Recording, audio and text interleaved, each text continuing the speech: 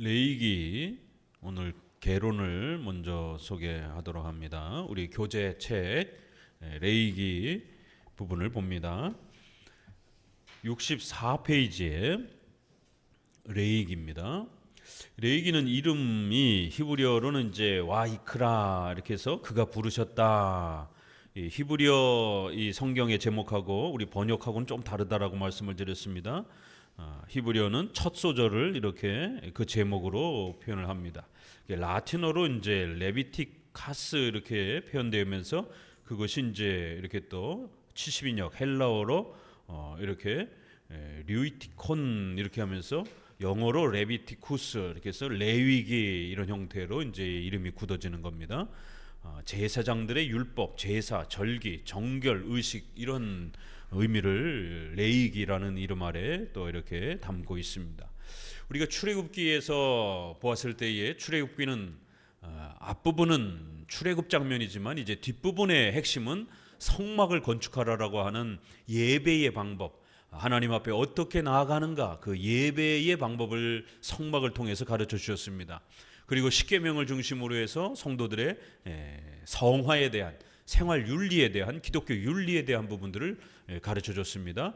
이제 이 레위기에서는 그 부분이 더 많이 확대가 됩니다. 그래서 어떻게 제사 드려야 되는가, 그 성막에 가서 실제적으로 어떻게 제사, 어떻게 또 절기를 지켜야 되는가, 그래서 제사와 절기에 대한 이야기들을 통해서 하나님을 어떻게 예배하는 게 올바른 예배인가, 성경적 예배 원리에 대한 아주 중요한 원칙들을 레위기가 소개합니다. 그리고 이제 뒷부분에는 십계명을 좀 더 구체적으로 해설해 가면서 기독교 윤리를 우리가 또 어떻게 방향을 잡고 적용해 가야 되는지에 대한 이렇게 칭의와 성화 이러한 큰 구조 아래서 이렇게 예배라고 하는 예수님을 믿고 예배해야 되는 이러한 예배적 원리에 대한 부분, 또 하나는 성도로서의 삶에 대한 또 이러한 부분을 소개합니다. 레위기는 신구약 성경 전체에서 요한계시록과 더불어 가장 어려운 성경에 해당이 되기도 합니다. 레위기에는 이런 많은 제사와 절기에 대한 내용들이 쏟아져 나오다 보니까 성도들이 제일 읽기 힘들어하고, 오늘날에는 성전에 이런 제사도 없고 절기도 없기 때문에 더더욱 이거를 오늘 우리의 삶에 어떻게 적용해야 되는지 아주 난감해합니다. 그래서 레위기가 더더욱 읽혀지기가 아주 어려워하는 그런 또 많은 모습을 보게 됩니다. 그러나 이 큰 주제 아래서 기본 틀만 잘 이렇게 구축하고 있으면 오히려 레위기는 쉽게 이렇게 읽어갈 수 있습니다. 이번에 레위기를 잘 정립하셔서 앞으로 레위기를 너무 어려워하지 마시고 오히려 레위기는 이렇게 예배의 방법, 구원받은 백성들이 어떻게 하나님께 나아가는가, 성경적 예배의 방법이란 과연 무엇인가, 특별히 우리 장로교에 있어서는 규정적 예배 원리라고 하는 성경이 규정하는 예배, 십계명의 2계명을 따라 우상 숭배하지 말라, 우리가 원하는, 우리가 자의적으로 골로새서 있는 것처럼 자의적 예배, 우리가 즐거워하는 예배, 원하는 예배를 만들지 말고 하나님이 성경에서 요구하시는 그 예배를 잘 찾아서 지키라는 거예요. 성경이 명령한 예배를 지키는 것이다. 성경이 규정한 예배를 지키는 것이다. 이래서 예배는 명령적 원리, 규정적 원리 아래서 우리가 예배 드려야만이 그 예배가 성경적 예배가 될 수 있고 하나님 앞에 드려지고 그 예배를 통하여 하나님의 위대한 역사와 은혜가 우리 성도들에게 또 열매로 맺어지는 겁니다. 비성경적인 예배는 절대로 힘이 없습니다. 하나님이 역사하지 않기 때문에 그런 것입니다. 그래서 오늘 한국교회에 수많은 비성경적인 이러한 예배들을 이 레위기를 통해서 점검해 보셔야 됩니다. 과연 한국교회는 건강하게 예배드리고 있는 것인가? 수많은 예배들이 다양한 형태로 출처도 알 수 없는 희한한 예배들을 드리고 있습니다. 과연 이러한 예배들이 건강하고 성경적인가? 우리는 점검해 보셔야 되고, 왜 우리의 종교개혁자들은 성경적 예배를 찾으려고 했는가? 또 2000년 동안 왜 우리의 선조들은 우리 인간이 즐거워하는 예배, 애들이 좋아하는 예배, 연예인들이 좋아하는 예배, 이런 식으로 특정한 사람들이 좋아하는 예배가 아니라 성경이 명령하고 있는 예배를 찾으려고 온 힘을 기울였다라는 것입니다. 그래서 구약에는 성막 성전 중심의 제사 절기 예배인 것이고, 신약은 사도행전 2장 42절에 있는 것처럼 사도들의 가르침을 따라 떡을 떼고 교제하며 기도하기에 전혀 힘썼다라고 하는 이러한 세례와 성찬 중심의 설교 중심의 간략한 형태의 요소로 외적인 요소가 형식이 전부 다 바뀌는 이러한 새로운 신약적 예배 시대가 신령과 진정으로 예배드려라라고 하는 요한복음 4장에 따라 이제 구약과 다른 형식의 예배의 모습을 요소를 우리에게 요구하고 있고, 그것이 지난 2000년 동안 성경적 예배 요소로 지켜져 온 것입니다. 외적인 형식은 바뀌어졌지만 이 예배의 자세와 태도를 우리가 어떻게 취해야 되는지는 바로 레위기를 통해서 배우는 것입니다.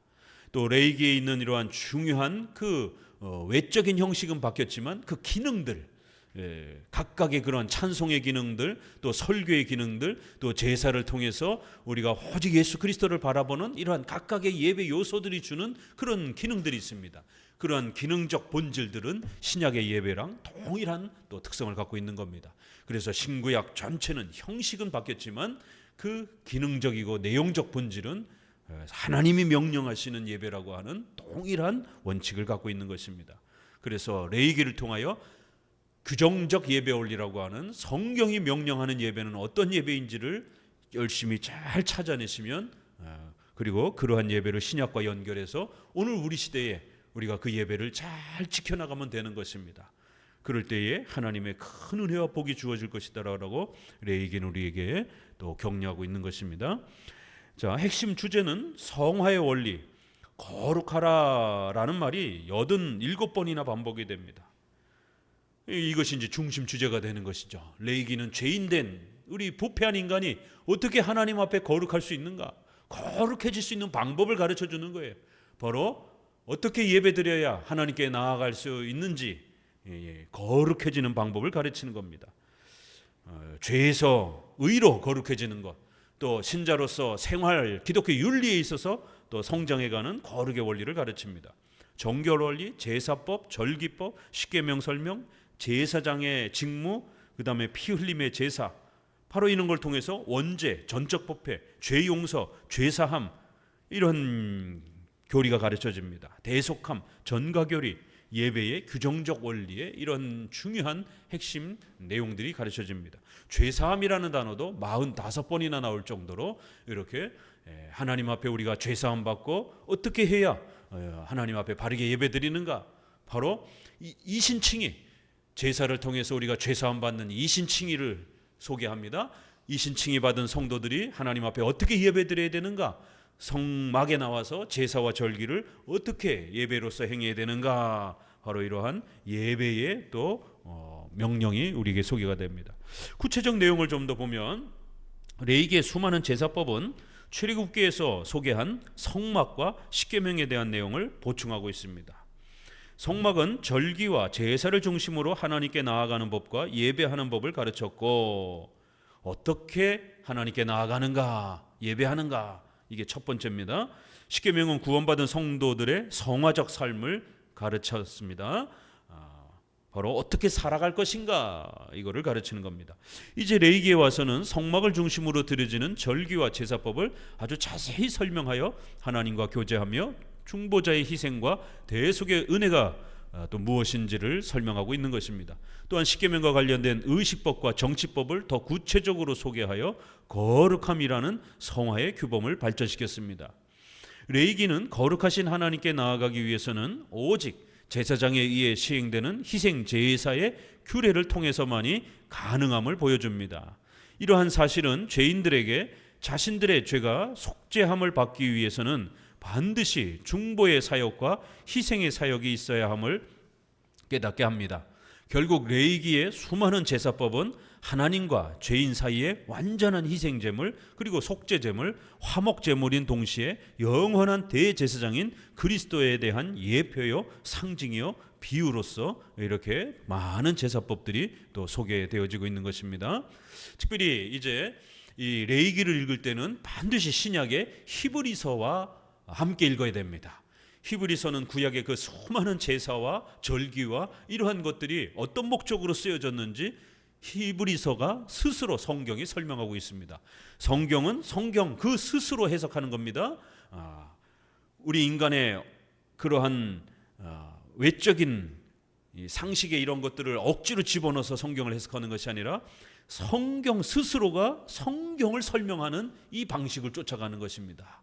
그래서 우리는 문법적, 역사적, 교리적 해석이라고 하는 이러한 또 세 개의 표현으로 쓰기도 하고, 그를 줄여서 성경이 가는 데까지 가고 성경이 멈추는 데서 멈춘다 이렇게 표현하기도 하고, 웨스트민스터 신앙고백 1장 9항에 성경 해석의 유일한 그러한 규칙은 바로 성경 그 자체다라고 이렇게 표현하고 있는 것처럼, 성경이 스스로 해석하는 그 길을 따라가서 성경을 우리가 해석하는 것입니다. 목사의 개인적인 생각이 주입돼서도 안 됩니다. 성도들의 개인적인 생각이 주입돼서도 안 되는 것입니다. 성경은 성경 스스로가 66권 전체가 서로 조화를 이루면서 설명하고 있기 때문에 반드시 특별히 제사와 절기와 관련해서는 신약에 가장 많이 제사와 절기를 언급하고 있는 히브리서와 연결해서 해석해야만이 정확하게 볼 수가 있는 겁니다. 2장 13절 이제 몇 가지 구절을 한번 대표 구절을 보면은요, 같이 읽어봅니다. 내 모든 소재물에 소금을 치라.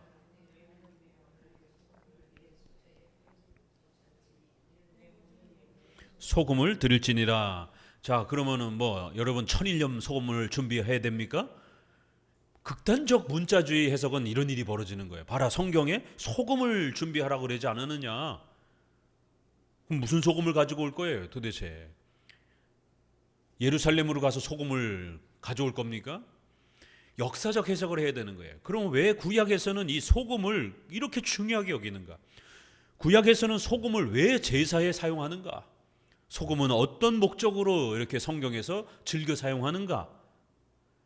소금 그 자체의 어떤 그 본질적인 성분에 너무 지나치게 집중하면 또 안 되는 겁니다.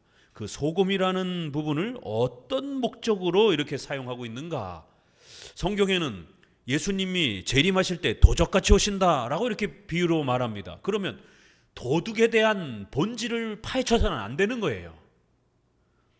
그저 도둑의 그 신속성, 은밀성, 그 두 개만 가져온 겁니다. 예수님의 재림의 신속성, 은밀성, 그 두 개만 비유로 소개해 주는 겁니다. 예수님이 도둑은 아니잖아요. 도둑의 그 특성 중에 예수님의 그 재림의 그 위대함을 좀 더 강하게 이렇게 가르쳐 주기 위해서 예수님이 도적같이 오실 것이다라고 하나. 그럼 예수님은 도둑이다 이런 뜻이 아니라 그 도둑의 여러 특성들 중에 한두 가지만 가져다가 예수님의 위대함을 설명하는 겁니다. 이렇게 성경에는 우리의 일상에 여러 비유법들이 있습니다. 그럴 때 조심하셔야 되는 것은 그 물건 자체를 전부 다 분석할 필요는 없습니다. 그렇게 되면 성경 해석이 강으로 들로 산으로 빠집니다. 성경에서 어떤 사물을 가져다가 비유로 할 때는 그 사물 전체를 비유를 시키는 게 아니라 그 사물의 일부분의 특성만 이렇게 필요한 만큼만 가져다 쓰는 것입니다. 언약의 소금이다 이렇게 표현을 합니다. 소금을 치라. 결국 소금의 특징 중에 중요한 특징이 하나가 뭐 있죠? 변치 않는다라고 하는. 그러니까 썩지 않게 한다는 그런 특징도 있어요. 그래서 그거는 또 어떤 다른 의미에서 이렇게 또 사용하기도 합니다. 그러나 여기에서는 변하지 않는다라는 것. 영원한 언약. 바로 이렇게 언약의 이러한 소중함을 강조하기 위해서 구약에는 어린아이들을 가르치듯이 여러 상징물들을 가지고 많이 가르치기 때문에 이렇게 소금을 가져다가 소제물에다가 제물에다가 소금을 치면서 하나님 앞에 이 제사의 이 약속과 언약이 얼마나 소중한 것인지 너희들이 영원토록 지켜야 되는, 변함없이 지켜야 되는 그러한 소중한 언약이라는 것을 이렇게 훈련을 시킨 겁니다. 언약의 소금이다. 영원히 변치 않는 언약으로서 이 제사를 지켜야 된다 이런 뜻이죠. 11장 45절 같이 읽어봅니다. 나는 너희의 하나님이 되려고 너희를 애굽 땅에서 인도하여 낸 여호와라. 내가 거룩하니 너희도 거룩할지니라. 이제는 이거 한 100번도 넘게 여러분에게 늘 설명드렸습니다. 뭐죠? 은혜 언약의 내용입니다. 하나님 우리 아버지가 되시고 우리는 하나님의 자녀가 되도록 예수 그리스도를 통해서 우리가 죄사함 받고 의인이 되어 하나님을 아버지로 부르며 영원히 하나님의 나라에서 천국에서 살 수 있는 이 복된 복음의 초대, 창세기 17장 7절 8절 성경 구절도 중요하니까 좀 외우셔야 됩니다. 아브라함에게 자손과 땅을 주시면서 약속하셨던 바로 그 언약의 내용, 우리는 하나님의 자녀가 되고 하나님 우리 아버지가 되어준다라고 하는, 이건 바로 복음의 약속을 말하는 거예요. 예수님을 통해서 죄인된 우리가 하나님 앞에 양자가 되는, 하나님의 자녀가 되는 이 복이 바로 이 레위기를 통해서, 제사법을 통해서 가르치려고 하는 바로 핵심 복음의 내용인 겁니다. 16장 30절, 이날에 너희를 위하여 속죄하여 너희로 정결케 하리니 너희 모든 죄에서 너희가 여호와 앞에 정결하라. 이렇게 전적으로 부패하고 원죄를 짊어지며 영원히 지옥에서 죽어야 될, 형벌받아야 될 우리들이 어떻게 속죄, 죄사함을 받은가, 정결케 되어질 수 있는가, 우리의 모든 죄에서 정결케 되어질 수 있는가? 바로 그것은 오직 예수 그리스도의 피 흘림, 대속적 희생을 통해서 가능한 겁니다.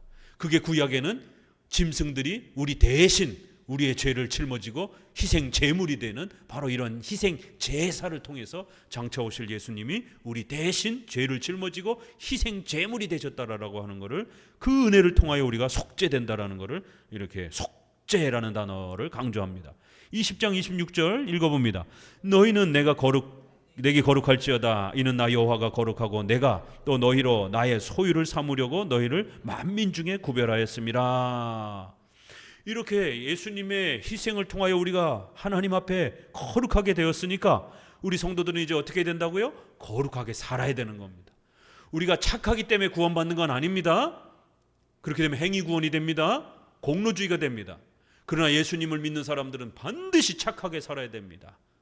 구원의 열매로서 착하게 살아가야 되는 열매가 따라와야 되는 겁니다. 구원의 조건으로서 착하게 살아야 되는 건 아닙니다. 오직 예수님의 은혜로 우리가 구원받는 겁니다. 그러나 구원받고 나서는 반드시 착하게 살아가야 되는 거예요.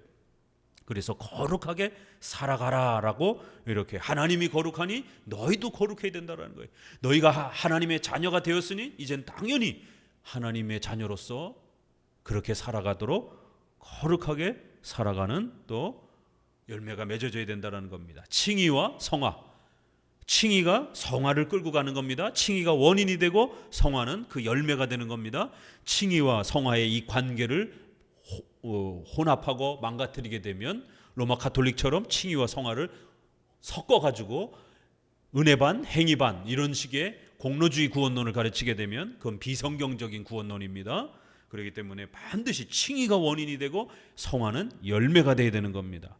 오늘날 극단적 신앙주의자들이 신비체험을 강조하면서 신앙만 강조하고 크리스찬의 윤리를 가르치지 않고 강조하지 않음으로 인해서 기독교인들이 아주 몰상식하고 반윤리적이고 반이성적이고 아주 폭력적이고 이러한 몰상식한 그러한 기독교인들이 되어버렸습니다.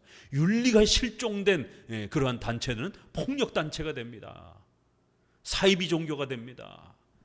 그렇기 때문에 성화의 또 이러한 중요성을 레위기를 통해서 우리는 배워가셔야 됩니다. 26장 9절, 내가 너희를 권고하여 나의 너희와 세운 언약을 이행하여 너희로 번성케 하고 너희로 창대케 할 것이며 나는 너희 중에 행하여 너희 하나님이 되고 너희는 나의 백성이 될 것이라. 나는 너희를 애굽 땅에서 인도하여 내어 그 종된 것을 면케한 너희 하나님 여호와로라. 내가 너희 몽의 빗장목을 깨뜨리고 너희로 바로 서서 걷게 하였느니라.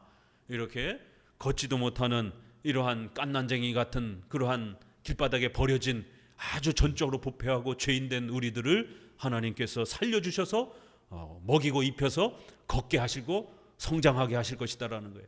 이 출애굽의 이 역사를 바로 이렇게 죄에서 자유케 되어지는, 죄사함 받는 이러한 구원의 비유로서 구약은 사용하고 있다라는 겁니다. 바로 예수님을 통해서 우리가 구원받는 하나님의 자녀여 백성이 되는 이러한 은혜의 복음의 핵심이 이렇게 레위기에서 이런 표현으로 소개가 되는 겁니다.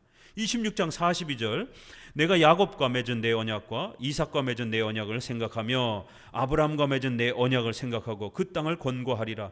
내가 그들의 하나님이 되기 위하여 열방의 목전에 애굽에서 인도하여 낸 그들의 열조와 맺은 언약을 그들을 위하여 기억하리라. 나는 여호와니라. 나는 아브라함의 하나님, 이삭의 하나님, 야곱의 하나님, 바로 아브라함에게 자손과 땅으로 은혜 언약을 약속했던 바로 그 하나님이라는 거예요.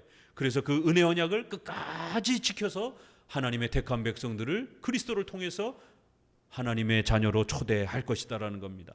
내가 그들의 하나님이 될 것이다. 다 은혜 언약의 표현들이잖아요.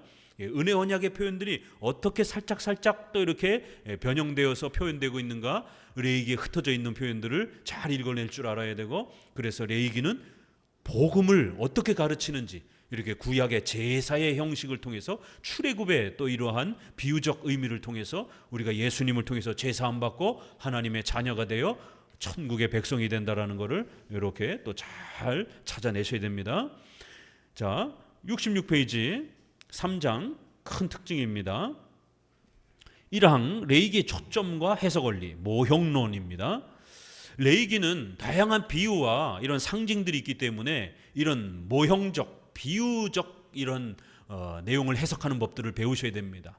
이제 성도들이 제일 어려워하는 것들이 바로 이런 비유론, 모형론, 이런 상징론이 제일 어렵죠. 도대체 이게 뭘 뜻하는 것인지 문자적으로 직접 이렇게 설명이 안 되기 때문에 뭔가 비유적으로 이렇게 우회적으로 돌려서 설명을 하다 보니까 그게 뭔지가 이렇게 추적하기가 우리 성도들한테 성경 해석이 훈련이 안 되면 이제 그런 부분들이 좀 어려운 겁니다.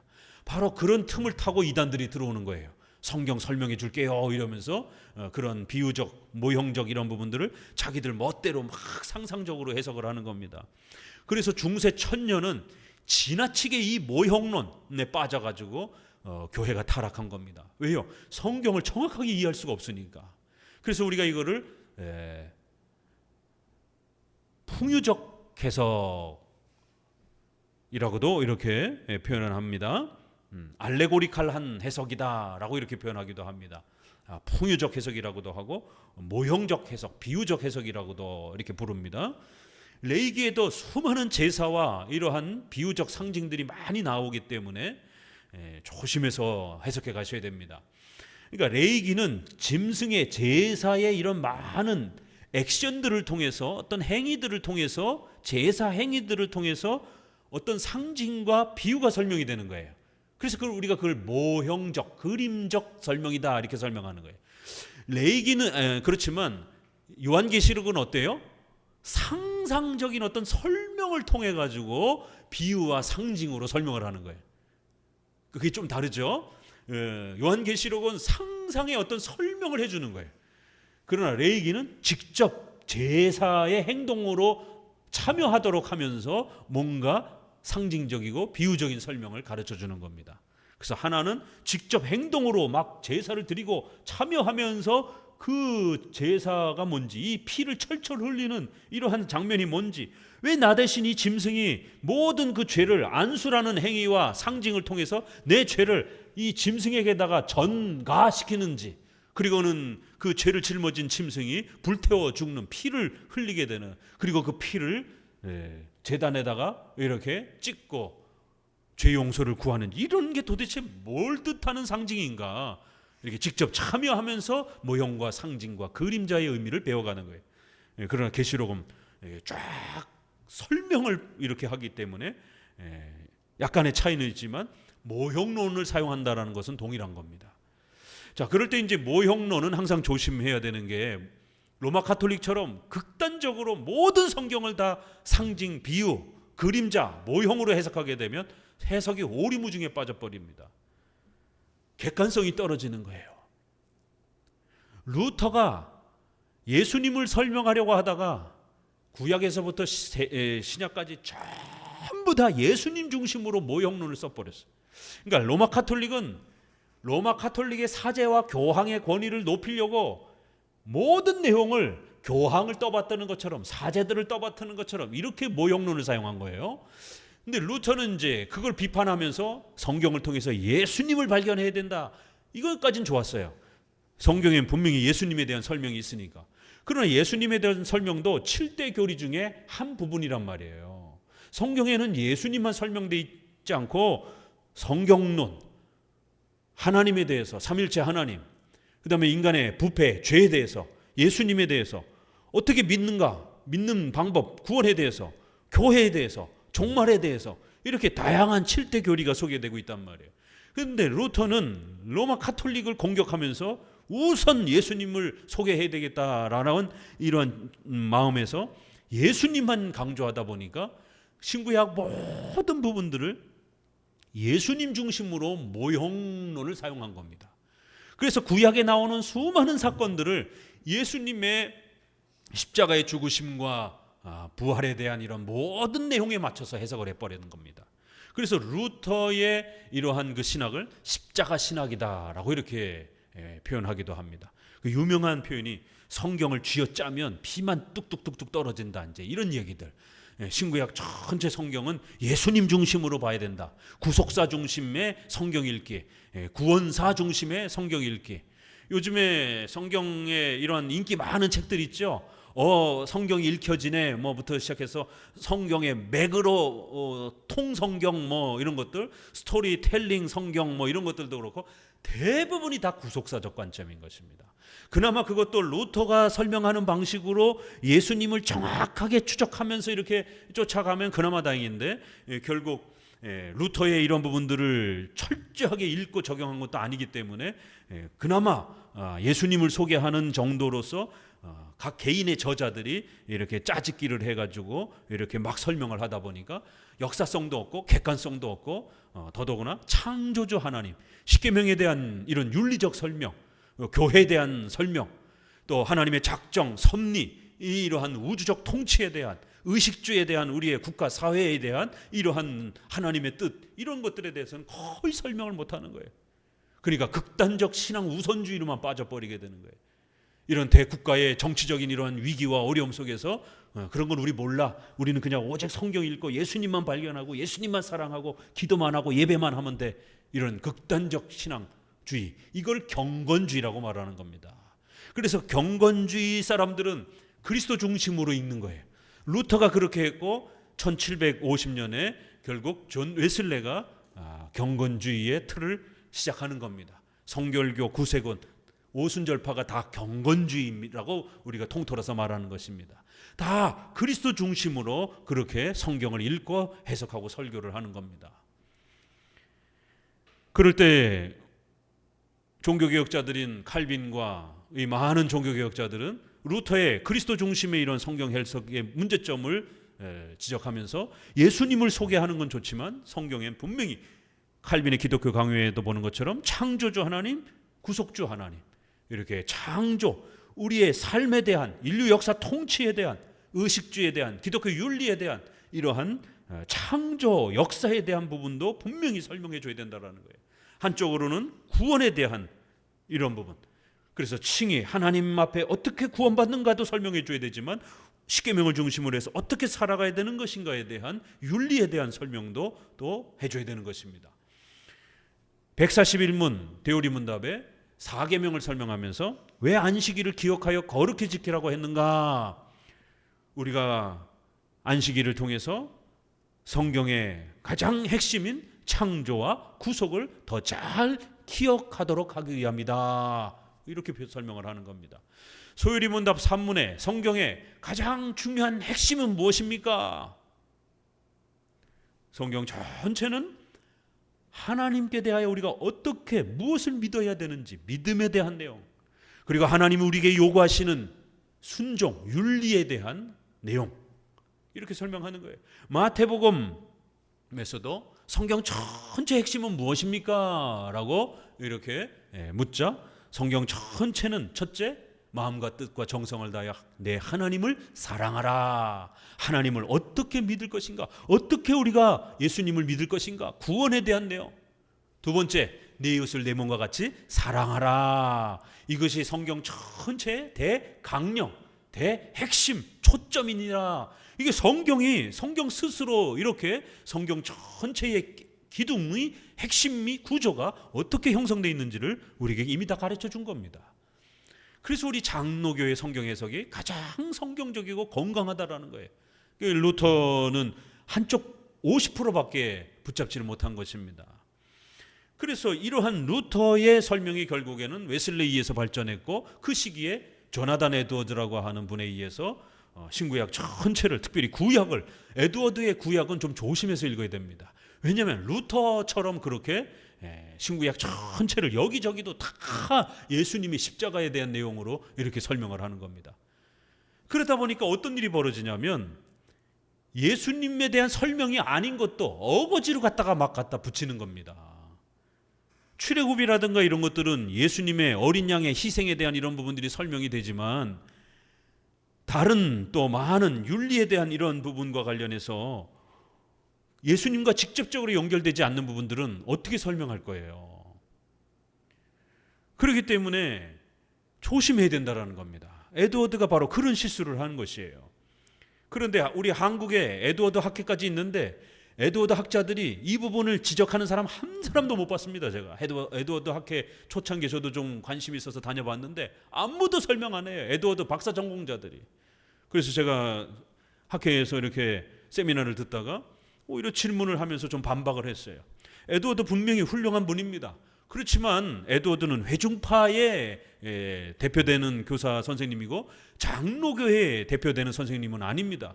특별히 그의 율법을 중심으로 한 구약의 이러한 그 설명은 루터파적인 설명입니다.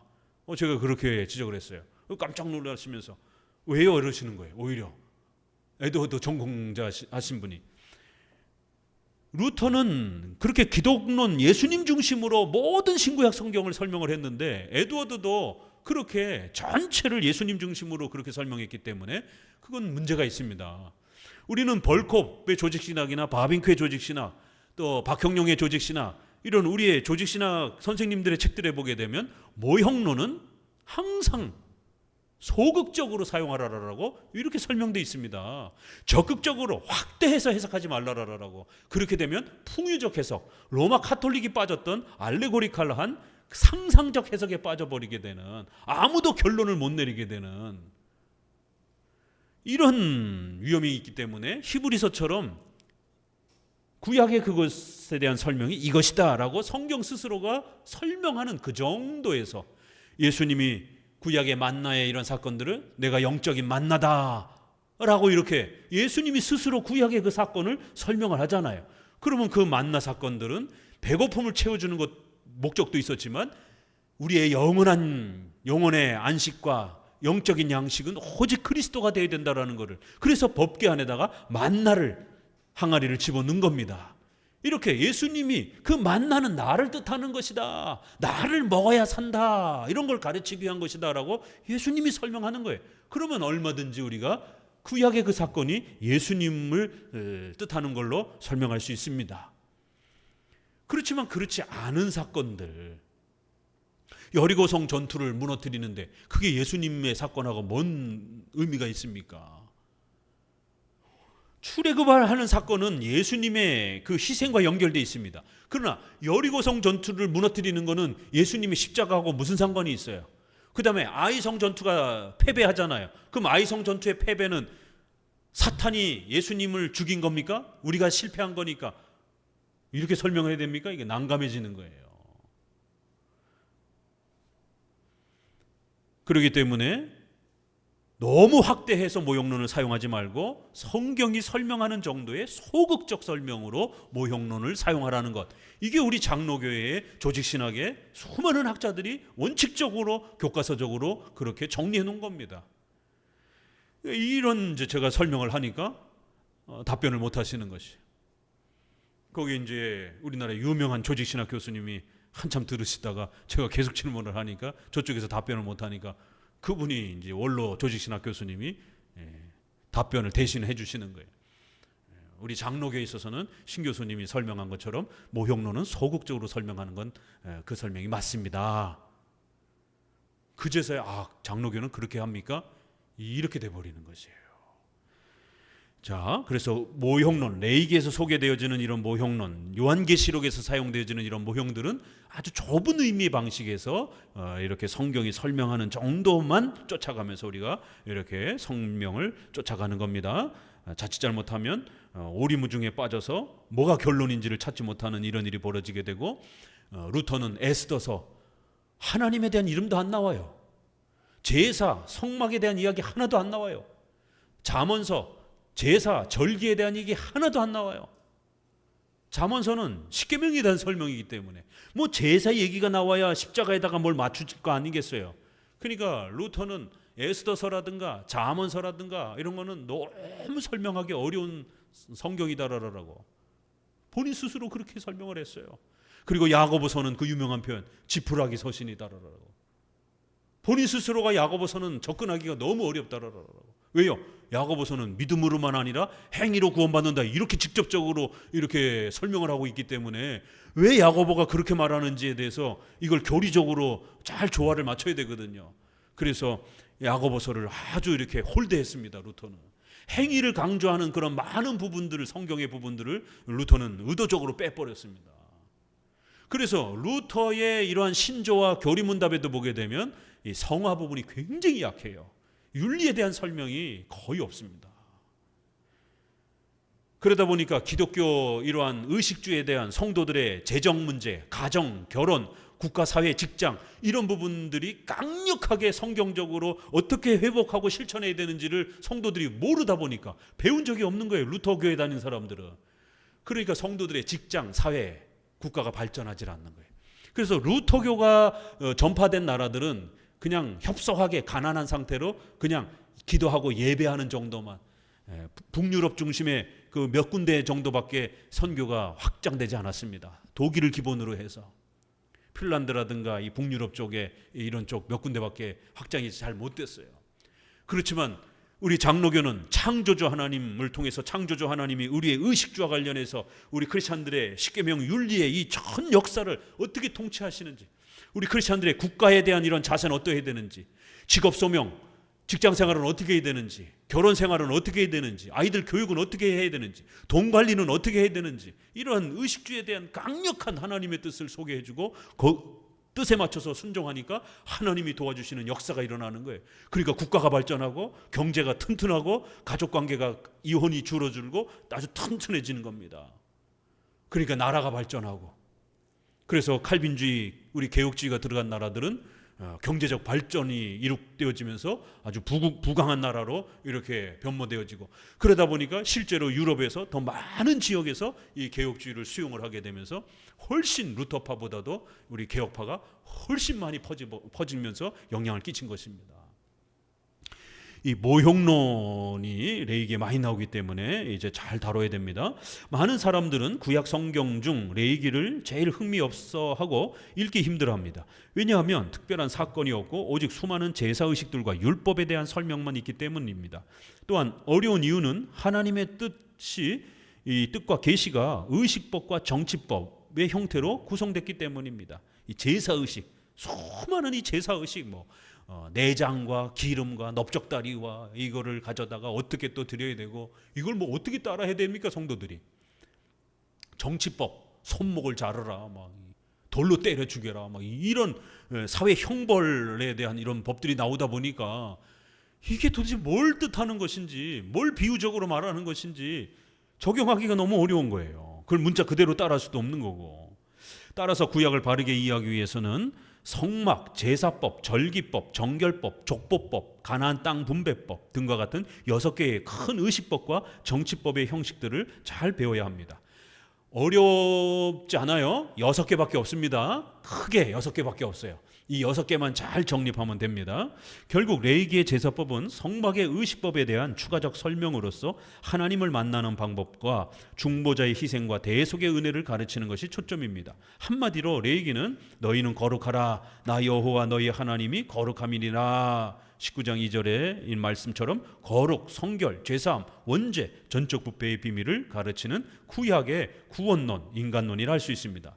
이 원리를 가르치기 위해서 레위기는 2단계의 구조를 제시합니다. 첫째는 1장에서부터 10장까지는 5대 제사법을 소개하여 죄를 어떻게 없애고 거룩을 얻는지를 말하여 하나님과의 언약관계의 회복 원리를 소개합니다. 칭의와 예배의 방법을 소개하는 겁니다. 둘째는 11장에서부터 27장까지는 7대 절기법과 십계명을 소개하여 거룩을 어떻게 유지해 가는가를 가르쳐서 언약관계를 유지하는 방법을 가르칩니다. 결국 레위기는 율법을 쫓아 거의 모든 물건이 피로써 정결케 되나니 피 흘림이 없은즉 사함이 없느니라. 히브리서 9장 22절.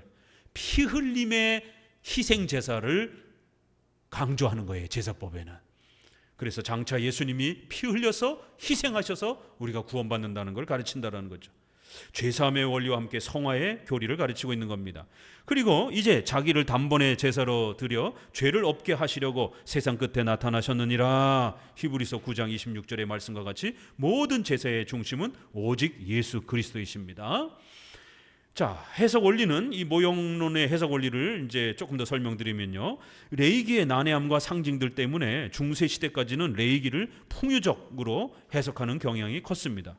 그러나 종교개혁 이후 레위기의 제사법들은 역사적, 문법적, 교리적 해석의 토대 위에서 모형론의 원리를 따라 해석했습니다. 이게 우리 장로교 해석법이에요. 성경은 성경 그 자체로 해석한다라고 하는 이 토대 위에서 모형론은 소극적으로 성경이 설명하는 범위 내에서만 사용한다라는 겁니다. 이 방법은 히브리서의 모형론 해석의 기초를 둔 겁니다. 히브리서는 구약의 성막과 제사법과 절기법들에 대한 신약적 의미를 저희가 같이 읽어봅니다. 히브리서 8장 5절. 저희가 섬기는 것은 모세가 장막을 지으려 할 때에 지시하심을 얻음과 같으니 가라사대 삼가 모든 것을 산에서 내게 보이던 본을 쫓아 지으라 하셨느니라. 말씀과 같이 모형과 그림자로 보는 예표론, 모형론으로 제시했습니다. 히브리서 8장에 모형과 그림자라, 구약에서 모세의 이러한 설명을 통하여 성막과 제사, 이게 바로 모형과 그림자 형태로 소개되고 있다는 거예요. 그 얘기는 핵심, 본질은 숨겨져 있다는 거예요. 이 핵심 본질을 설명하려고 그림자 형태로, 모형 형태로, 비유 형태로 그렇게 설명하는 거라는 거예요.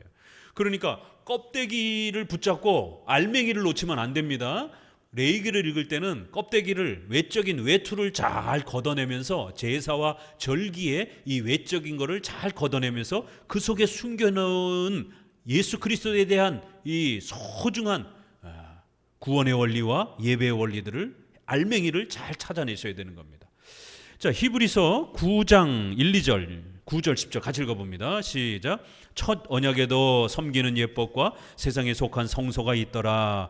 예비한 첫 장막이 있고 그 안에 등대와 상과 진설병이 있으니 이는 성소라 일컫고, 이 장막은 현재까지의 비유니 이에 의지하여 드리는 예물과 제사가 섬기는 자로 그 양심상으로 온전케 할 수 없나니 이런 것은 먹고 마시는 것과 여러 가지 씻는 것과 함께 육체의 예법만 되어 개혁할 때까지 맡겨둔 것이니라고 제시하여 구약의 제사법은 반드시 예수 그리스도의 십자가 사건과 연결하여 해석해야 된다고 말하고 있습니다.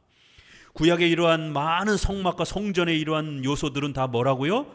현재까지의 비유니, 먹고 마시고 씻는 것, 정결법, 이런 모든 이러한 제사법은 다 개혁할 때까지만 맡겨둔 거라는 거예요. 예수님이 오실 때까지만 사용하는 겁니다. 절대로 오늘날 따라해서는 안 됩니다. 제사장 흉내를 낸다든가 제사를 흉내낸다든가 이렇게 되면 신성 모독죄가 되는 겁니다. 하나님이 없앴는데 예수님이 오실 때까지만 사용하도록 그렇게 정하셨고, 예수님이 오셔서 참된 성전인 예수님이 오셔서 과거의 성전은 다 없애버리신 겁니다. 그런데 그거를 예수님은 부족하고 구약의 성전이 다시 재현되어야 되는 것처럼 이렇게 끄집어내게 되면 예수님을 무시하는 형태가 돼버리는 거예요. 아니, 참된 그림자의 진짜 참된 알맹이인 예수님이 오셨는데 자꾸 옛날 그림자를 붙잡으려고 하게 되면 예수님을 무시하는 행위가 되는 겁니다. 그렇기 때문에 오늘날 많은 교회에서 그렇게 제사 흉내내고 구약 절기 지키고 이렇게 유월절 지키고 맥주절 지키고 이러면서 따라하면 큰일 나는 겁니다. 신성 모독에 빠지는 겁니다. 히브리서는 모형론적 원리뿐만 아니라 구약의 율법, 제사법은 의식법의 형식을 갖고 있는 것을 제시해 줍니다. 출애굽기에서는 이미 설명한 것처럼 율법은 의식법, 정치법, 도덕법이라는 세 가지 형식으로 되어 있습니다. 따라서 레위기의 제사법과 생활 규범도 의식법과 정치법의 구조 안에서 도덕법을 찾는 해석 원리를 지켜야 합니다. 웨스트민스터 우리 신앙고백의 19장 3항에는 보통 도덕법이라고 하는 이 율법 외에 하나님께서는 아직 미성숙한 교회인 이스라엘 백성에게 여러 예표적 규례를 담고 있는 의식법들을 주기를 기뻐하셨다. 이 모든 의식에 관한 율법은 이제 새로운 약속 아래 폐지되었다. 제사와 관련해서도요, 의식법과 관련해서도, 제사의식과 관련해서도 의식의 다양한 형태들이 있잖아요. 그렇죠? 또 제사를 어겼을 때에 처형을 하는 거예요. 안식일 날 일하면 죽이라, 이런 표현들이 있잖아요. 그렇죠? 제사와 형벌법이 같이 어우러져 있어요. 자, 십계명 윤리에 대한 부분에 있어서도 의식, 외적인 의식과 그걸 어겼을 때 형벌이 같이 주어져 있어요. 그래서 그 옷을 잘 걷어내야 됩니다. 우리가 레위기 11장 같은 데 보게 되면 남녀가 성관계를 하게 되면 더러운 것이다. 남자아이를 낳게 되면 40일 동안 여자는 더러워지기 때문에 제사로 못 나온다라는 거예요. 여자아이를 낳으면 80일 동안에 더러워지기 때문에 못 나온다라는 거예요. 이렇게 애를 낳는데 왜 제사를 못 드리냔 말이에요. 이러한 그 윤리에 대한 이런 부분들, 또 여러 가지 남의 물건을 이렇게 관리하다가 잃어버리게 되면 배상을 해야 된다. 이런 부분에 대해서 여러 가지 형식들이, 의식들이, 또 배상의 조건들이 5분의 1, 때로는 2배로, 때로는 5배로 이렇게 갚으라, 이런 여러 형식들이 있습니다. 또 남녀가, 부부가 건강하게 부부로서 순결을 지키며 살아가야 되는데 남편이 자꾸 아내를 바람핀 것 같아서 의심하게 되면 아내를 제사장 앞에 데리고 가가지고 증명을 시키라는 거예요. 그러면 제사장이 만약 간음을 행했으면 하나님 앞에 넓적다리가 떨어져 나가고 속이 썩어 문드러져 가지고 객사하고 죽을 것이다 라고 저주문을 딱 쓴 다음에 그거를 물에 빨아가지고 그거를 먹이는 거예요. 맹세를 시키고 먼저 다짐을, 정말 간음을 했냐 안 했느냐, 저 절대로 안 했습니다. 그럼 이 저주문을 먹을 수 있겠느냐, 얼마든지 먹겠습니다. 만약 너가 거짓말하게 되면 이 저주의 모든 내용이 너에게 임할 거다라고. 완샷. 그리고 벌컥 먹는 겁니다. 이런 의식들이 나오는 거예요. 오늘날은 우리가 따라할 수는 없잖아요. 벌컥 맞췄는데 거짓말했어요. 그럼 속이 문드러져 가지고 썩어 죽는 겁니다. 근데 말짱해요. 그럼 이 남편이 거짓말한 거예요. 그러면 남편을 끌어다 가지고 호되게 야단쳐 가지고 절대로 다시는 부인을 그렇게 거짓으로 모함하지 못하도록 아주 호되게 책망하려고 훈계를 하는 이런 절차들이 있습니다. 아니, 부부 사이에 이런 은밀한 그런 이야기들은 오늘날에도 파헤치기가 어렵습니다. 부부 사이에 어떤 간음 문제라든가 이런 정조 문제라든가 이런 것들은 재판 문제로 이혼으로 가게 되면 얼마나 옥신각신하고 증거들이 참 마땅치 않기 때문에 얼마나 어렵습니까? 근데 구약에 이런 이야기들이, 부부의 사적인 아주 이런 깊은 영역에 대한 이야기들을 성경이 하고 있단 말이에요. 10계명의 윤리로서 7계명 아래 부부가 정절을, 순결을 어떻게 서로가 신의를 지키며 살아가야 되는지에 대해서, 그게 의식의 형태로 저주문을 쓰고 먹고 마시고, 그리고는 만약 정말 간음을 행했으면 속이 문드러져 갖고 저주를 받아 죽는 형벌이 즉각적으로 하나님의 형벌이 작동이 된단 말이에요. 그러니까 이런 부분들이 오늘날은 걸러져야 돼요. 오늘날은 우리가 그렇게 어디 가서 제사장도 없고 그걸 뭐 마실 수도 없기 때문에, 그러니까 이런 거를 잘 걸러내야 됩니다. 제사와 관련된 부분에서도 의식법과 형벌법이 있고, 윤리와 관련된 부분에서도 외적인 의식과 형벌들이 있어요. 이거는 연속되는 게 아닙니다. 이건 중단된 거예요. 예수님이 오심으로 인해서. 그러나 그 안에의 본질은 도덕법으로, 신앙의 핵심 교리로 여전히 남아서 우리의 예배의 자세, 또 윤리의 자세를 가르치는 기능이 있는 것입니다. 결국 레위기의 제사법은 의식법이요, 육체의 예법이요, 임시적인 것이요, 개혁되어져야 하는 것이며 성취와 목표는 오직 예수님이십니다. 이와 같은 제사의 형식과 본질의 차이는 이미 구약에서도 시편 51편 읽어봅니다. 주는 제사를 즐겨 아니하시나니 그렇지 아니하면 내가 드렸을 것이라. 하나님이 구하시는 제사는 상한 심령이라. 하나님이여 상하고 통회하는 마음을 주께서 멸시치 아니하시나이다. 아니 구약은 제사 시대잖아요. 그런데 시편 51편에 보니 하나님은 번제를 기뻐하지 아니하시니 제사를 즐겨하지 아니하시니, 하나님이 구하는 것은 우리의 상한 심령, 우리의 마음의 진심이다. 이런 표현이 나오는 거예요. 구약은 제사 안 드리면 1년에 3차 절기에 제사 드리러 나오지 않으면 죽습니다. 그냥 돌로 때려 죽입니다. 이런 제사 철저하게 지켜야 되는 시절에 다윗을 통해서 이런 고백이 나오는 거예요. 하나님이 원하는 것은 제사가 아니라는 거예요. 우리 인간의 회개하는 심령이라는 거예요. 이렇게 제사의 본질이 무엇인지를 벌써 이렇게 성경 자체가 가르치고 있는 겁니다.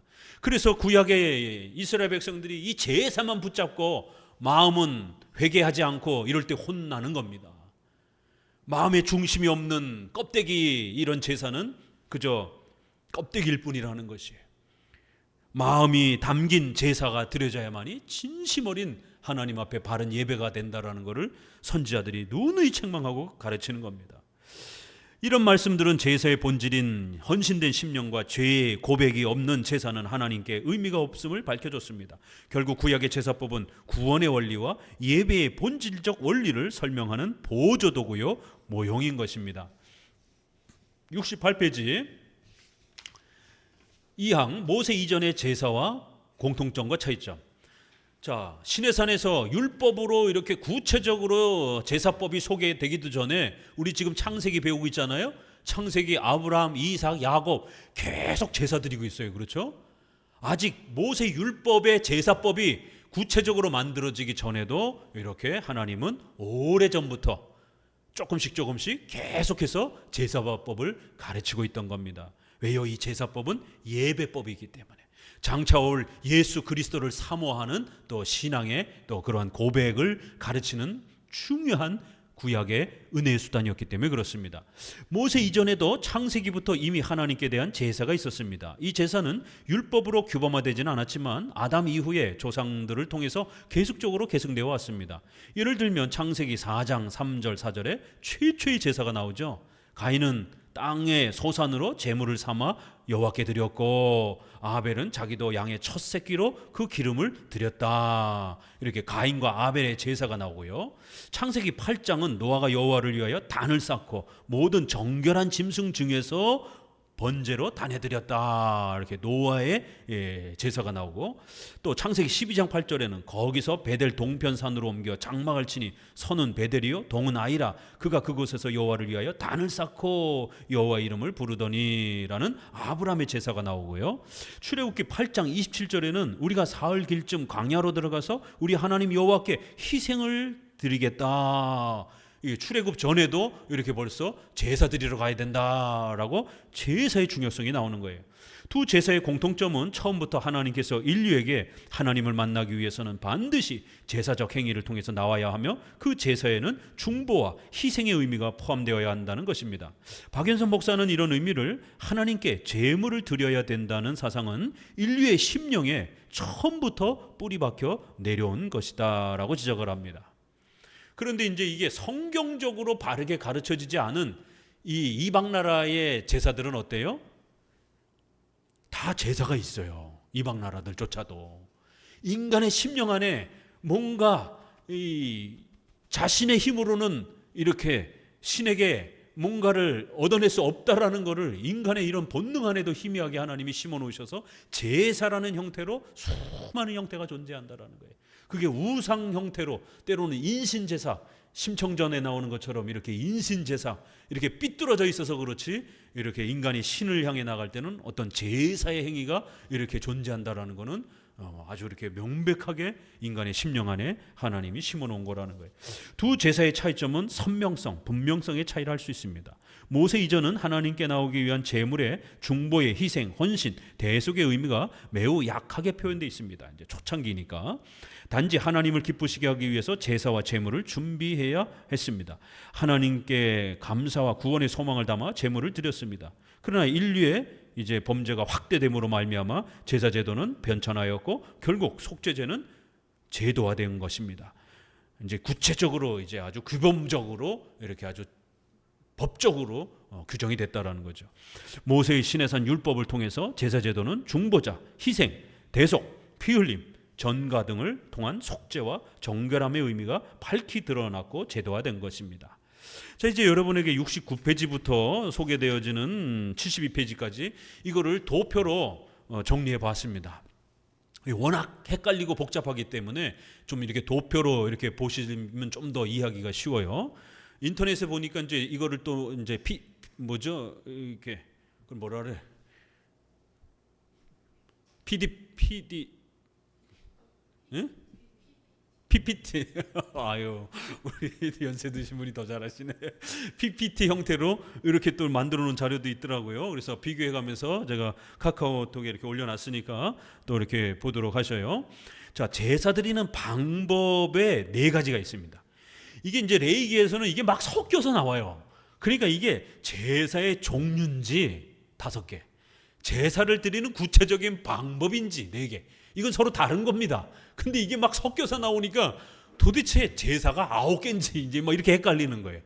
4개는 제사 드리는 방법이에요. 5개는 제사의 종류가 5개가 있는 겁니다. 제사 드리는 방법 4가지는 화제, 불 태우는 거예요. 제물을 불로 태워서 드리는 것입니다. 전부 다 이렇게 태워버리는 겁니다. 완벽하게 깨끗하게 없애버리는 거예요. 그러니까 불로 태운다 이런 개념은 정결의 개념, 완전히 없애버리고 받쳐진다 이런 개념이 이제 강한 것이죠. 전제, 포도주나 기름, 피를 찍어가지고 이렇게 붓는 이러한 전 이렇게 부어드린다 이런 표현입니다. 그래서 피 흘림의 이러한 이제 의미를 사용하는 그런 제사들이 있다라는 것이죠. 요제는 이건 이제 흔들어 바치는 거예요. 이제 우리는 이 흔드는 게 별로 우리는 이제 여러분 제사를 많이 안 드려봤으니까 크리스천들은 그렇지만 아직 예수님 안 믿는 가정에 계신 분들은 제사 기억하시면 될 거예요. 우리도 조상들한테 제사 드릴 때 어떻게 해요? 이렇게 흔듭니다. 이걸 왜 이렇게 흔들지? 이렇게 그것도 법칙이 있어요. 뭐 오른쪽으로 3번, 왼쪽으로 2번, 뭐 이게 돌리는 방법의 순서도 있고. 그리고 난 다음에 이렇게 술을 바친단 말이에요. 산 사람한테는 그렇게 바치면 혼나요. 내가 죽은 사람이냐 이제 이렇게 하는 것처럼. 그래서 이렇게 구약의 고대 근동에는 이렇게 흔든다라고 하는 거는 이렇게 경외하는 뜻이 있어요.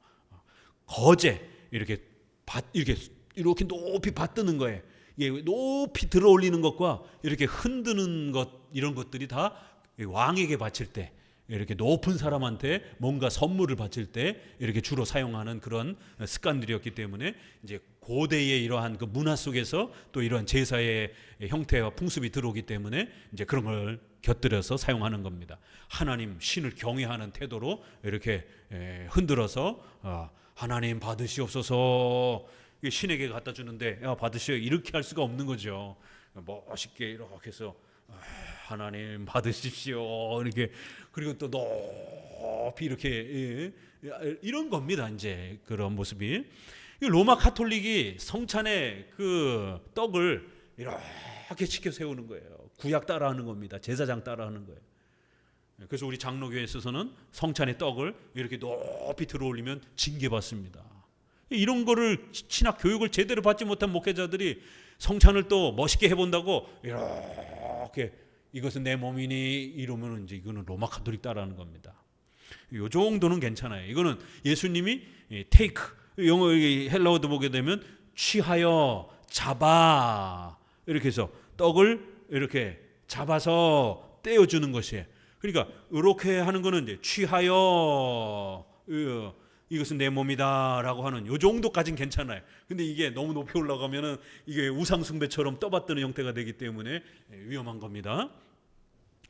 자, 성전세는 요거는 이제 참고하시고요. 나이별로 이렇게 성전 세금을 내야 됩니다. 이것도 왜 세금을 내야 되냐면 몸값을 지불하는 거예요. 우리가 출애굽에서 죽다 살아났습니다. 죽어야 될 자들이 우리가 살아났습니다.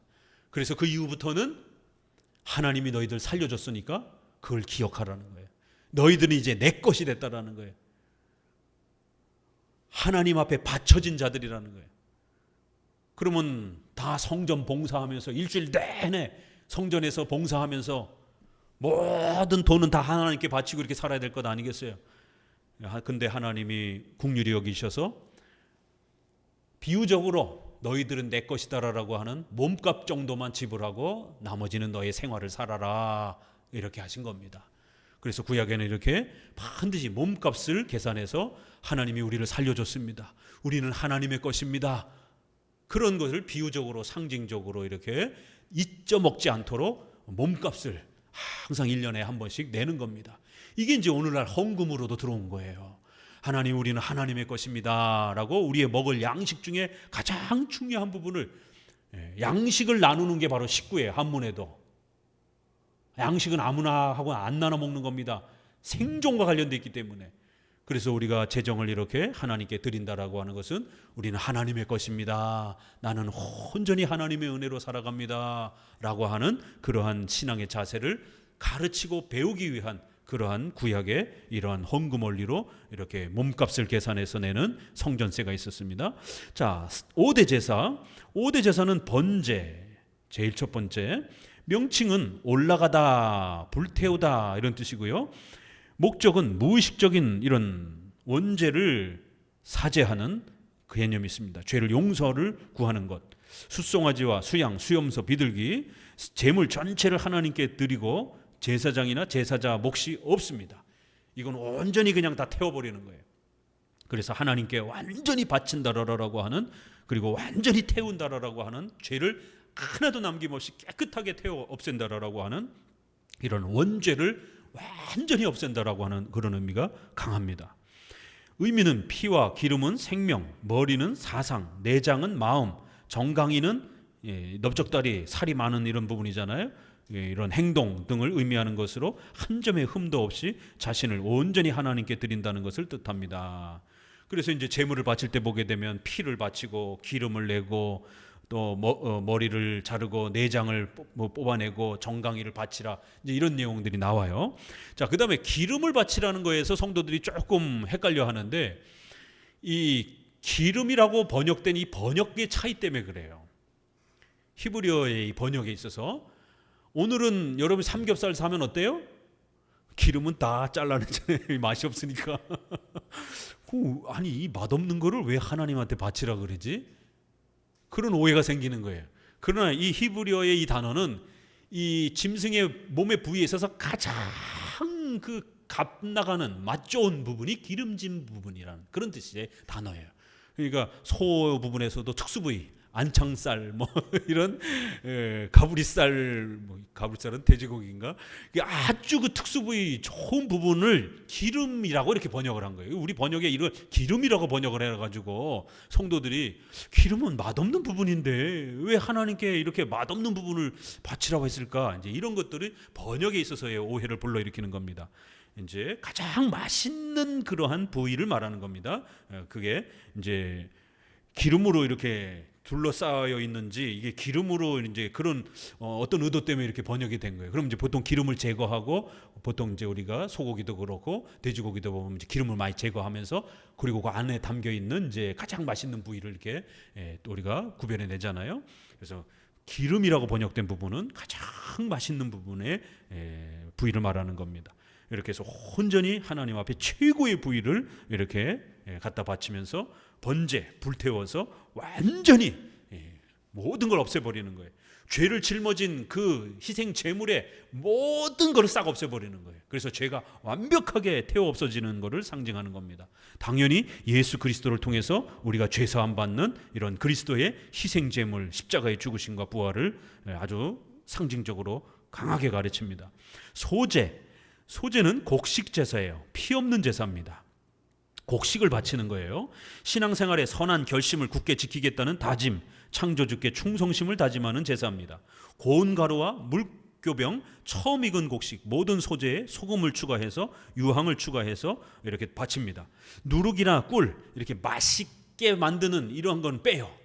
이런 거는 이제 너무 지나치게 인간적인 어떤 그러한 풍미를 이렇게 가미시키는 거기 때문에 이런 건 제거하고 곡식 그 있는 그대로 우리가 추수한 것에 대해서 하나님 감사합니다라고 하면서 이 소제를 바쳐요. 이 소제는 어떻게 보면 감사의 예물처럼 바쳐지는데 그것보다는 번제, 소제, 화목제 세 개는 칭의와 관련된 우리의 원죄에 대한 이러한 죄사함에 더 가깝습니다. 그래서 소제는 단순한 그러한 감사제보다는 반드시 이 번제와 연결해서 같이 바치는 거예요. 중요 부분 하나님께 드립니다. 남은 것은 제사장에게 주기도 합니다. 번제와 화목제의 부속 제사로 죄의 용서보다는 하나님께 감사의 표시를 하면서 또 복종을 다짐하는 성격도 있습니다. 가루, 곡식 등은 생명을 유지하는 기본 곡식이기에 우리의 생명을 맡긴다는 의미가 있습니다. 이렇게 해서 곁들여서 같이 보조 제사로 이렇게 바치는 거예요. 그래서 왜냐하면 우리가 신앙 고백으로 나올 때는 반드시 예수 그리스도의 은혜로 구원받으면서 우리의 신앙 고백이 따라 붙어야 되잖아요. 그렇죠? 그렇기 때문에 예수님을 믿겠습니다. 신앙을 지키겠습니다. 이러한 소제의 형태는 신앙에 대한 복종, 순종, 다짐, 그래서 우리의 생명의 이 요소가 되는 이 양식, 곡물, 이건 우리의 목숨과 관련되어 있는 아주 소중한 곡식들이잖아요. 그렇기 때문에 그걸 바친다라는 것은 우리의 생명을 바치겠습니다라는 우리의 삶의 헌신에 대한 이런 결단이 이렇게 강하게 표출이 되는 겁니다. 그래서 예수님을 반드시 믿겠습니다라는 이러한 부속제사의 형태로 번제와 소제가 같이 곁들여져서 이렇게 드려집니다. 자, 화목제. 번제, 소제, 속죄제를 통해서 죄의 용서를 받고 지속적인 하나님의 은혜를 요청하고자 드립니다. 하나님과의 화목, 이거 말 그대로 하나님과 우리가 화목하게 되었다라는 그 결과를 감격해하며 기뻐하는 거예요. 이제 번제와 소제는 칭의의 이런 그리스도의 십자가의 죽음의 이런 의미가 강하다라면 화목제는 그 열매, 그 결과, 우리가 하나님 앞에 죄인이었던 자들이 의롭게 되었습니다. 이렇게 기쁨을 표현하는 겁니다. 그래서 칭의와 연결되어 있으면서도 또 이렇게 감사의 제사 성격이 있는 겁니다. 하나님과의 교제를 충만히 갈망하기 위한 목적으로 드립니다. 암컷, 수컷의 소, 양, 염소를 드리고 기름은 가장 맛있는 부분은 하나님, 그 다음 가슴, 우편, 뒷다리는 제사장, 나머지는 제사 드리는 사람이 이렇게 또 먹습니다. 그러니까 이제 이런 것도 조심해서 읽어야 되는 게, 아니 왜 제일 맛없는 부분은 버리는 거는 왜 하나님께 바치지? 이제 우리 식대로 해석하게 되면, 우리가 삼겹살에서 기름 떼내는 거 생각하게 되면 우리 번역에는 기름이라고 돼 있기 때문에 이건 가장 맛있는 부위예요. 이렇게 가장 맛있는 부위는 하나님께 드리고 그 다음에 중요한 부위는 제사장에게 바치고 이제 나머지를 또 제사 드린 사람들이 같이 나눠 먹으면서 그 구원의 기쁨을, 하나님과 화목하게 되었다라는 기쁨을 음식을 나눠 먹으면서 기뻐하는 거예요. 이제 이것도 우리가 우리 동양 문화에서 보게 되면 굉장히 친근해요. 서양 사람들은 이게 잘 이해가 안 되는데, 우리 제사 드리고 나서 음식 같이 먹잖아요. 그렇죠? 또 우리 한국 사람들은 밥을 먹어야 친해져요. 그렇죠? 우리는 식사 문화의 교제이기 때문에 너무 찢어지게 가난해가지고 이게 밥을 나눠 먹어야 진짜 친구처럼 이런 문화가 있는 겁니다. 그래서 아침에도 안녕하세요 이런 문화들이, 굿모닝 좋은 아침입니다 이런 서양 인사하고 달리 우리는 밤새 죽지 않고 살았네요, 안녕, 살았군요, 이런 인사예요. 이게 안녕하세요. 그리고 우리 다음번에 우리 식사나 같이 합시다. 이게 우리의 인사란 말이에요. 그래서 이런 모습이 구약의 이런 제사를 보게 되면 비슷하잖아요. 이렇게 제사에서 함께 기뻐하고 서로가 친교가 됐다라는 증거로 이렇게 음식을 나눠 먹고, 음식을 나눠 먹어야 이렇게 친해지는 것이에요. 이게 하나님 앞에서 드렸던 그 제물을 이제 나눠 먹음으로 인해서 제사 드리는 사람, 제사장, 또 하나님께 바치고 이러면서 신과 우리가 화해가 되었다라고 하는 잔치를 여는 그런 즐거움으로 식사를 서로 나눠 먹는 겁니다. 하나님과의 화목의 지속, 성령 충만, 성만찬의 이런 의미도, 성도의 교제도 이 화목제 안에 들어갑니다. 그리고 화목제에는 세 가지 종류가 있는데, 감사제, 예기치 않은 축복, 이미 받은 구원에 대해서 감사합니다. 그러면 이제 여러분들이 갑자기 좋은 일이 생겼어요. 그럼 하나님께 감사합니다 입으로만 하지 말고 감사 헌금 좀 드리세요. 그러니까 인간이기 때문에 입으로만 하면 안 되는 거예요. 왜 구약에 이런 많은 외적인 예배의 경건의 수단들이 있었겠습니까? 인간이기 때문에 나태해지는 거예요. 비록 신약에는 그 요소들이 줄긴 줄었어요. 그러나 완전히 없어진 건 아닙니다. 인간이기 때문에 은혜의 수단이 필요한 겁니다. 형식이 줄었을 뿐이지 그 외적인 이러한 은혜의 수단과 형식들을 통해서 경건을 훈련시키는 이런 하나님의 의도와 목적은 여전히 남아 있습니다. 인간이기 때문에 그런 도구들이 필요한 거예요. 그래서 우리가 교회를 세워가기 위한 목적으로 헌금을 또 드리기도 하고, 때로는 감사해서 하나님 앞에 좋은 또 집안에 좋은 일이 있게 되면 그냥 말로만 이렇게 감사합니다라고 하기보다는 다만 얼마라도 감사함으로 이렇게 또 하나님, 그러니까 항상 돈이라고 하는 것은 우리 생명과 직결되어 있기 때문에 이 돈을 누구한테 이렇게 나눈다라고 하는 건 이건 굉장히 중요한 겁니다. 마태복음 6장에 뭐라고 나와 있습니까? 돈과 하나님 둘 중에 하나 섬기라고. 결국 인간은 돈 가는데 마음이 가는 거예요. 마음 가는데 돈이 가는 겁니다. 남녀가 사랑하게 되면 돈을 쓰는 겁니다. 사랑하지 않는 사람에게 절대로 돈 쓰지 않습니다. 그래서 우리 성도들도 헌금 생활을 어떻게 하는가를 보게 되면 그 사람의 신앙의 모습과 태도가 다 비쳐 보입니다. 물론 돈만 가지고 모든 걸 평가할 수 없습니다. 그러나 돈은 성도를 평가하는 중요한 기준이 되기도 합니다. 사랑하는 사람이면 우리의 가장 소중한 양식을 나누듯이 그렇게 돈으로 서로를 섬기고 사랑하는 것이, 그래서 하나님께도 감사합니다라고 할 때 이렇게 감사제로 구약에는 좀 더 강하게 법칙이 있었던 것이고, 오늘날에는 좀 더 자유롭게 액수도 또 횟수도 여러분에게 다 맡겨놓은 거예요. 그러나 구약에는 규칙이 있는 겁니다.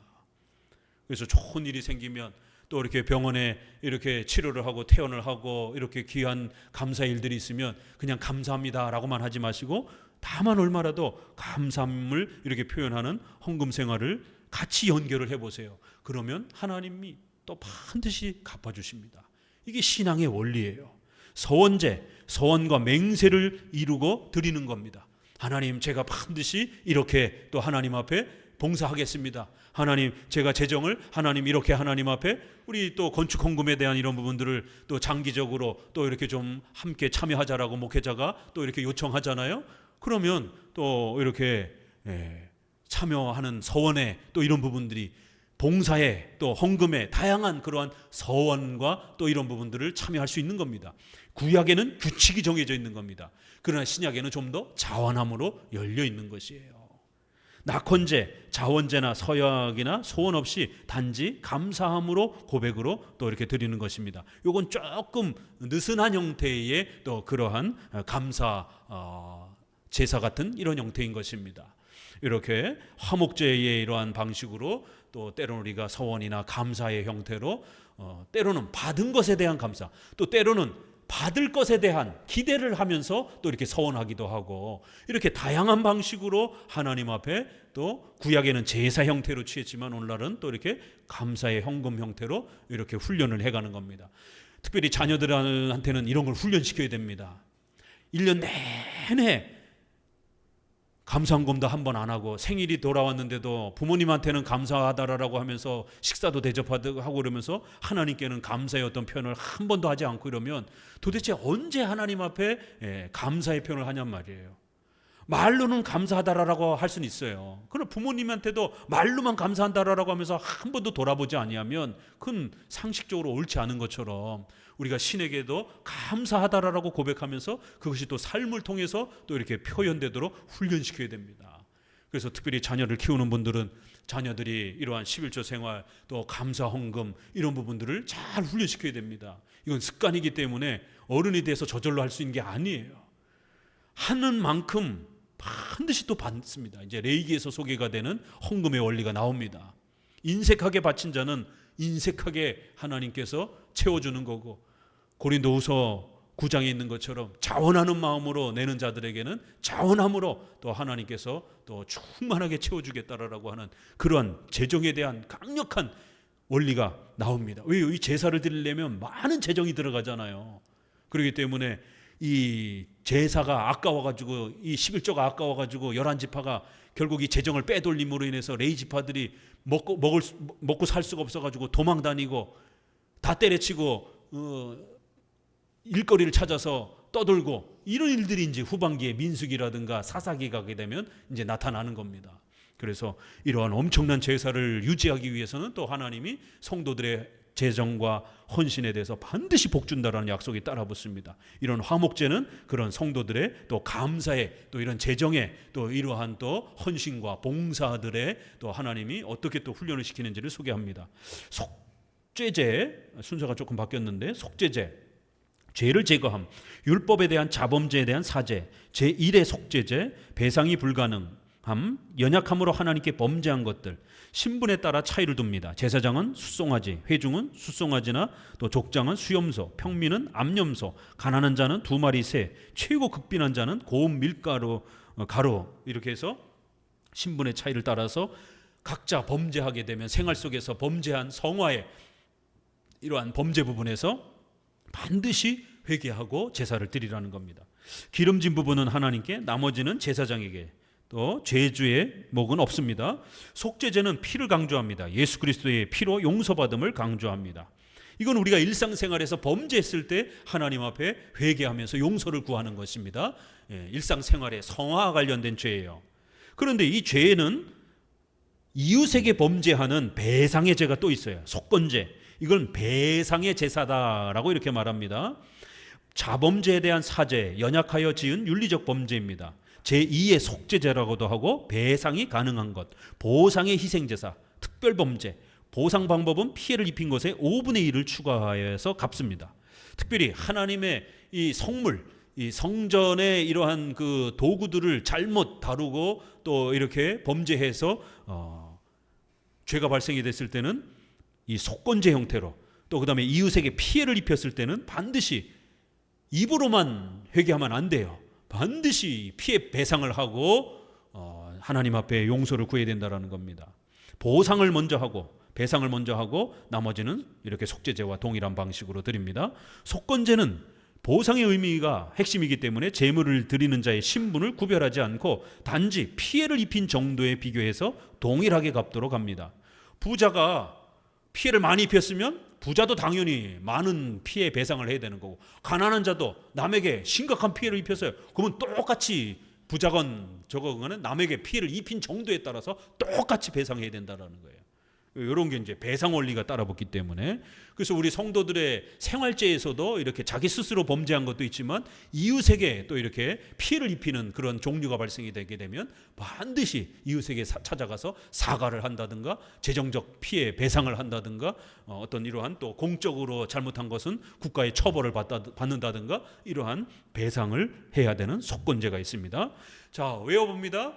번제, 소제, 화목제, 속죄제, 속건제 5개 꼭 기억하셔야 돼요. 자, 3대 절기를 봅니다.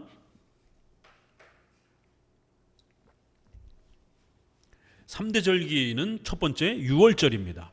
넘어가다, 용서하다. 시간은 바로 출애굽 당시에 이 장자들이 죽어나갈 때에 어린 양의 피를 문 바깥에다가 바른 이스라엘 백성들만 살아났고 애굽 백성들은 다 죽은 겁니다.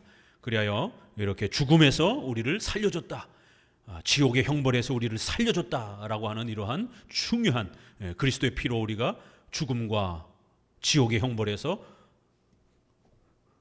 구출되고 또 죄사함 받고 자유롭게 됐다라는 것을 가르치기 위해서 이 유월절 장자들이 죽어나갈 때 살아났다, 이거를 기념하는 겁니다. 아비벌 1월 14일에 지킵니다.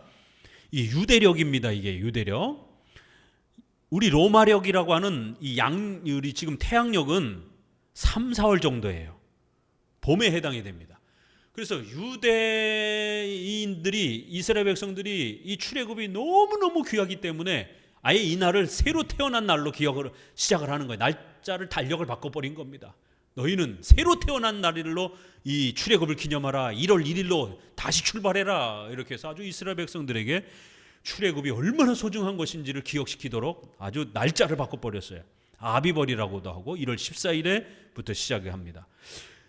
출애굽 당시 어린 양, 염소, 수컷 양을 저녁에 먹고 피를 진문에 바르고 무교병과 쓴 나물을 먹습니다. 후대에는 포도주를 먹기도 했고요.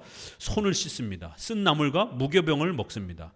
가장이 유월절을 설명합니다. 시편 113편, 114편을 찬송하고요. 어린 양 고기를 먹습니다. 신약에서는 성만찬으로 연결이 됩니다. 그래서 누가복음에 보게 되면 포도주 잔을 4번을 먹습니다. 그 4번 중에 두 번째와 마지막 잔인가요? 이렇게 소개가 돼요. 그래서 잔을 취하여 드시고, 근데 또 뒤에 이거는 내가 흘린 피다라고 하고 잔이 또 한 번 소개가 돼요. 누가복음에는. 마태복음에는 잔이 한 번 이렇게 취해지는 걸로 소개가 되는데, 누가복음에는 떡은 한 번인데 잔을 2번 이렇게 잡수시는 걸로 소개가 됩니다.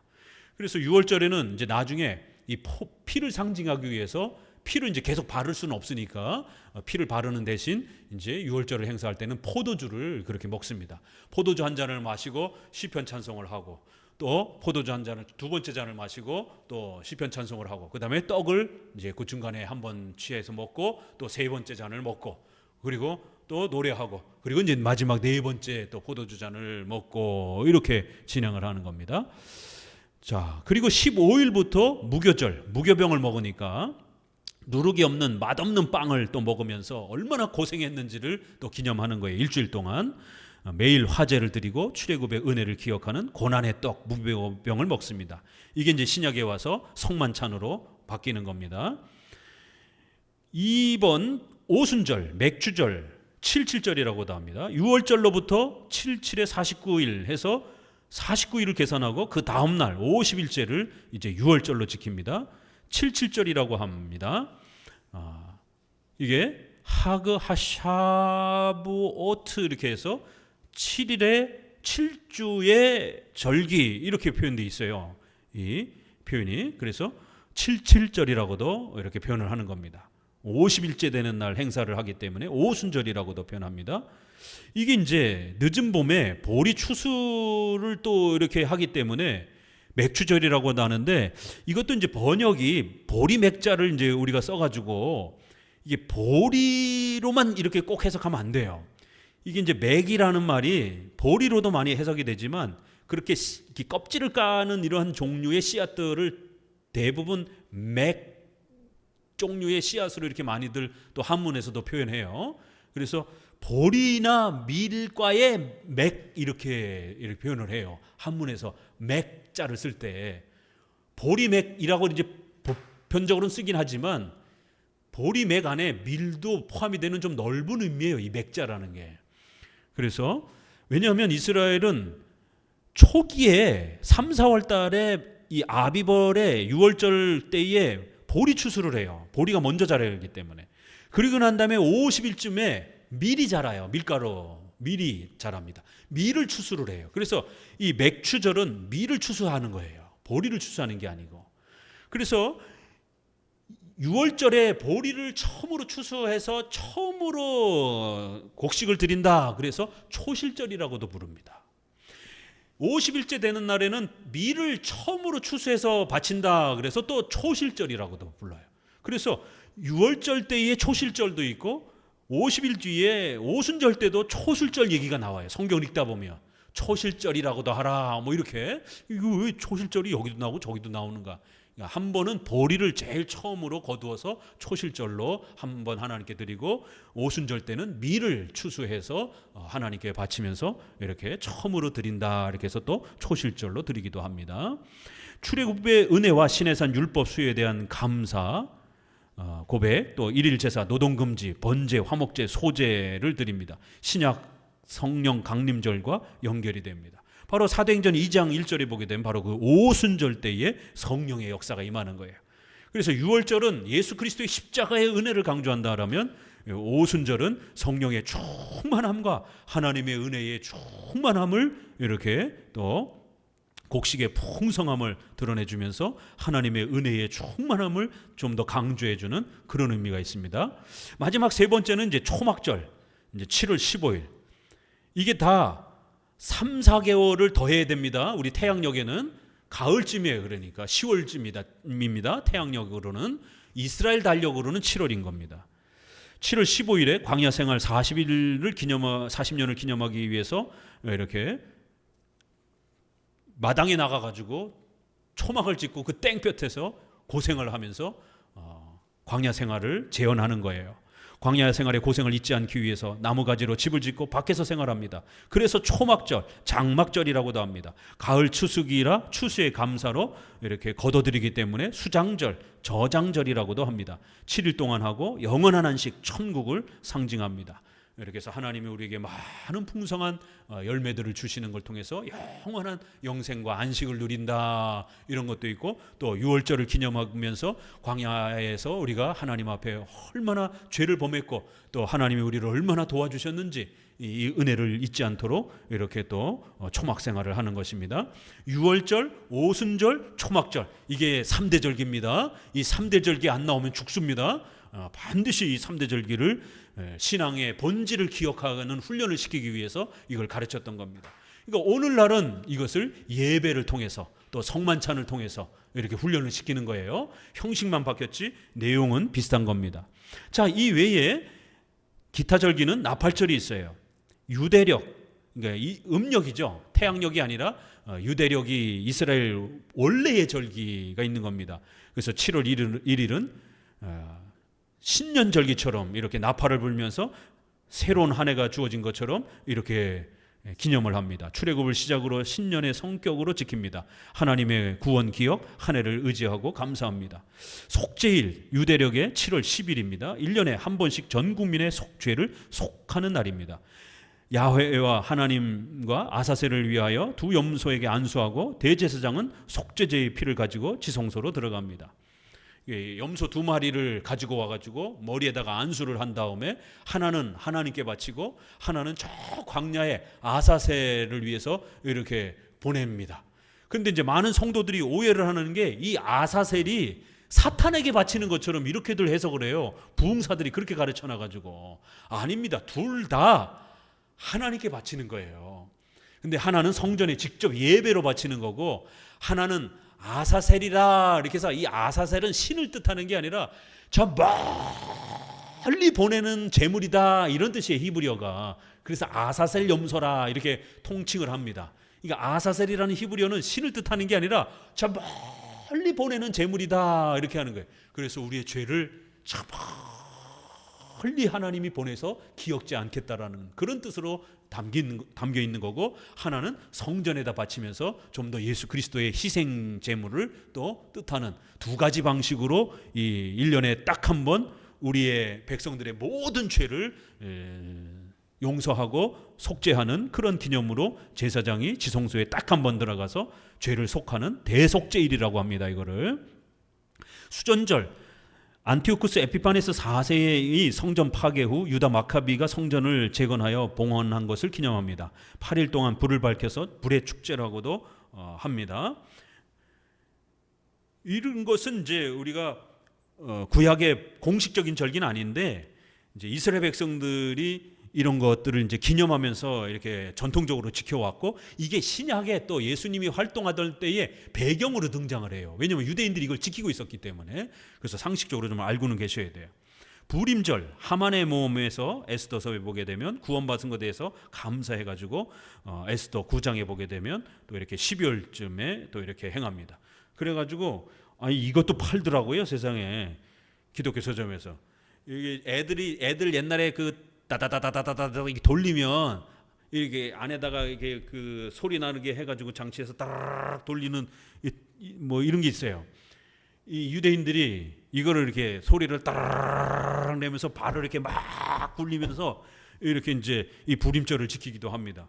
왜냐하면 그 하만이 이스라엘 백성들 다 죽이려고 할 때에 에스더가 죽을 각오를 하고 그렇게 왕에게 도움을 요청하면서 반전을 일으켰고, 그리고 이제 이 하만의 부하들이 결국 이스라엘 백성들 죽이려고 할 때 왕의 명령을 바꿀 수는 없으니까 너희가 방어는 할 수 있다, 무기를 갖추고, 이렇게 해가지고 이제 그 하만의 족속들을 죽여라 이러면서 함성 지르는 이제 그런 하나의 이렇게 용도로, 그런 소리내는 용도로 이렇게 썼는데, 이제 그런 이렇게 이제 절기를 지키기도 합니다.